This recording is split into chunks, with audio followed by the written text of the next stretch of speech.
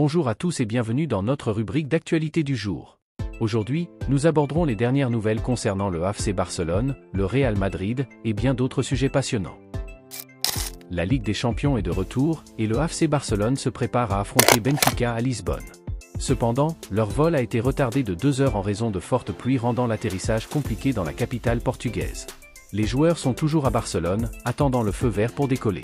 Le Barça a beaucoup à jouer lors de ses 2 prochains matchs de Ligue des Champions, avec 27 millions d'euros en jeu.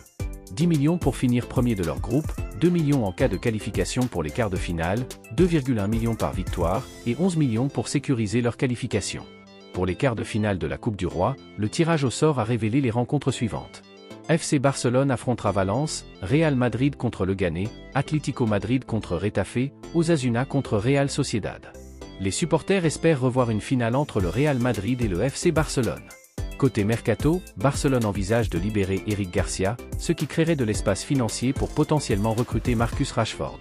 Girona a montré de l'intérêt pour Eric Garcia, mais ce dernier réclame plus de temps de jeu, tandis qu'Hansi Flick aurait préféré le garder. Par ailleurs, Ansu Fati, qui freinerait l'arrivée de Rashford, ne souhaite pas quitter le club malgré son faible temps de jeu. En ce qui concerne l'infirmerie, Dani Olmo souffre d'une élongation au muscle solaire de la jambe droite et manquera le prochain match. Son retour dépendra de l'évolution de sa blessure.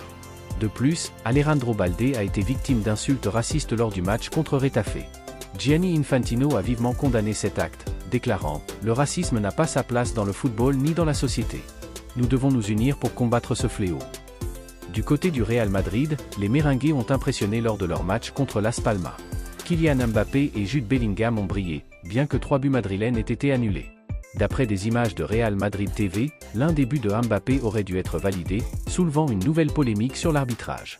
Carlo Ancelotti a loué Mbappé, le qualifiant de « meilleur attaquant de pointe au monde ». Florentino Pérez a été officiellement réélu président du Real Madrid jusqu'en 2029, tandis que David Alaba souhaite prolonger son contrat avec le club, malgré des offres venant d'Arabie Saoudite. Sur le marché des transferts, Fabrizio Romano rapporte que le Bayern est sur le point de finaliser un nouveau contrat pour Alphonso Davies. Ryan Cherki aurait quant à lui un accord verbal pour quitter Lyon en janvier, avec un prix fixé à 22,5 millions d'euros.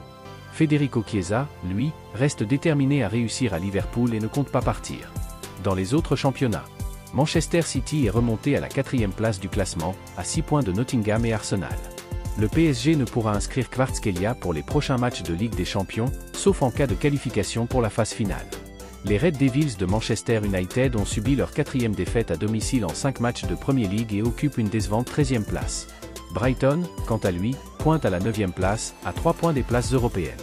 Enfin, José María Giménez pourrait faire son retour avec l'Atlético Madrid pour le match contre Leverkusen. Dele Alli s'est engagé avec comme jusqu'en 2026, et du côté de l'AC Milan, Kyle Walker est en passe de finaliser son prêt. Les examens médicaux devraient avoir lieu en début de semaine prochaine.